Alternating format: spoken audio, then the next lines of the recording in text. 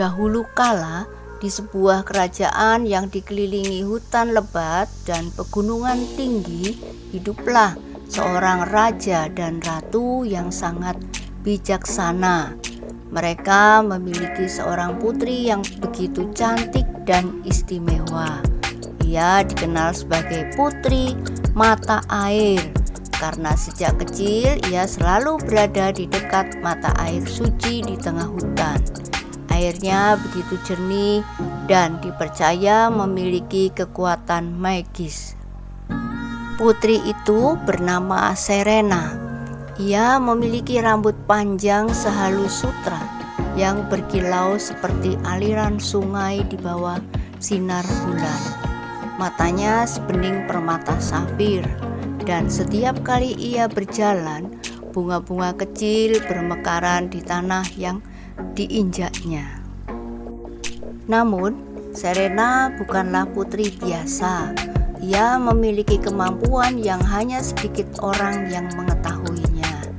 Ia bisa berbicara dengan air, sungai, hujan, embun, dan mata air selalu berbisik padanya, menyampaikan rahasia alam yang tak terlihat oleh manusia biasa. Meski hidupnya penuh keajaiban, takdir telah menyiapkan perjalanan yang berat untuknya. Di kerajaan itu ada seorang penyihir yang iri terhadap keindahan dan kekuatan Putri Mata Air. Namanya Zipporah, seorang penyihir yang dulu pernah berusaha menguasai kerajaan, tetapi dihentikan oleh kekuatan mata air suci. Sejak saat itu ia menyimpan dendam yang mendalam. Suatu malam saat hujan turun deras dan kilat menyambar langit, Zipporah menyelinap ke istana. Dengan sihir hitamnya, ia mengutuk Putri Serena. "Kau yang begitu dicintai oleh air, mulai hari ini akan kehilangan kekuatanmu," serunya. "Mata air suci tak akan lagi mengenalimu, dan tanpa air kau akan melemah hingga kau menghilang dari dunia ini." Seketika tubuh Serena melemah. Ia mencoba berbicara dengan mata air, tetapi air itu diam. Ia memanggil hujan, tetapi langit tetap kering.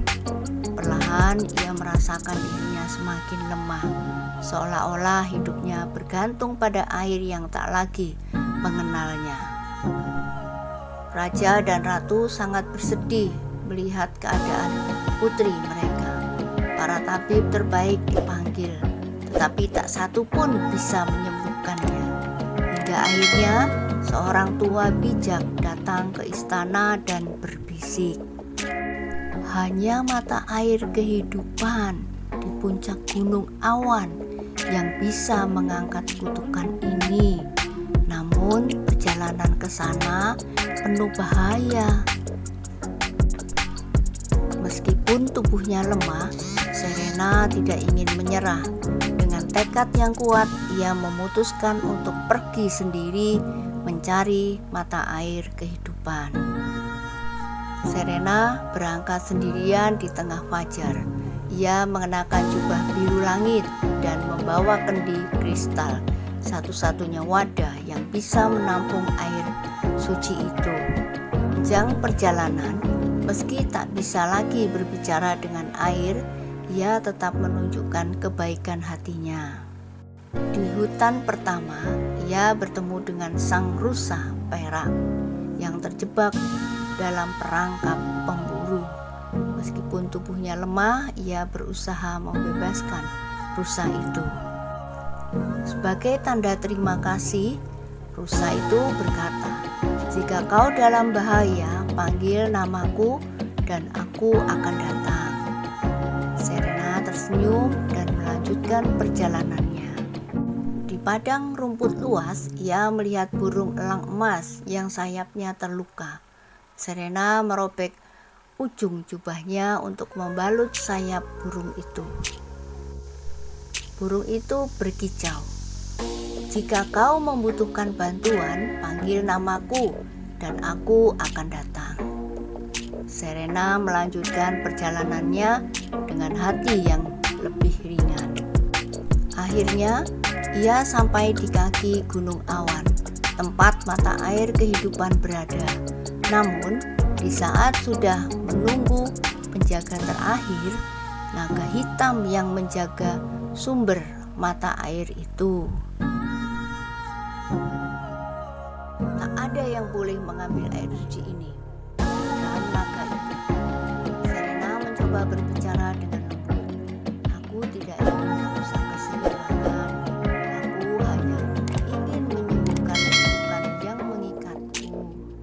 Namun, naga hitam tidak percaya. Ia mengeluarkan nafas api yang hampir mengenai Serena. Saat itulah Serena berteriak, "Rusa perak, elang emas!" Dalam sekejap, rusa perak datang dan menendang tanah dengan kuat, menciptakan kabut tebal. Elang emas terbang cepat, mencakar mata naga hitam hingga ia kehilangan arah. Melihat kesempatan itu, Serena berlari menuju mata air kehidupan dan mengisi kendi kristalnya. Tapi, tiba-tiba, naga hitam mengayunkan ekornya dengan marah, membuat Serena terjatuh. Kendi kristalnya hampir pecah. Dalam detik terakhir, air suci dalam kendi berkilauan dan perlahan menyerap ke dalam tubuh Serena. Mata air mengenalinya kembali. Kutukan Zipporah langsung menghilang dan Serena merasakan kekuatannya kembali. Ia berdiri dengan penuh cahaya, dan ketika naga hitam melihat kilauan suci itu, ia mundur dengan ketakutan. Serena tersenyum. "Aku tidak ingin berperang, aku hanya ingin melindungi yang benar." Naga itu akhirnya mengangguk hormat, mengakui keberanian dan ketulusan hati Serena. Setelah perjalanan panjang, Serena kembali ke kerajaan dengan kekuatannya yang telah kembali. Mata air suci di hutan mengenalinya lagi, dan seluruh negeri kembali subur seperti sedia kala. Raja dan ratu menyambutnya dengan pelukan hangat, dan rakyat bersorak gembira. Sementara itu, penyihir jahat Zipporah yang merasakan kekuatannya memudar melarikan diri dan tidak pernah terdengar lagi. Sejak hari itu, Putri Serena dikenal sebagai pelindung air dan kehidupan. Ia mengajarkan rakyatnya untuk menghormati atau menghargai alam dan menjaga keseimbangan air agar selalu suci atau bersih dan bermanfaat bagi semua makhluk. Dan setiap kali hujan turun dengan lembut atau mata air mengalir jernih, orang-orang percaya bahwa itu adalah berkah dari putri mata air yang akan selalu menjaga dunia dengan kebaikan hatinya. Terima kasih sudah menonton. Silakan like, komen, dan subscribe bagi yang belum. Sampai jumpa.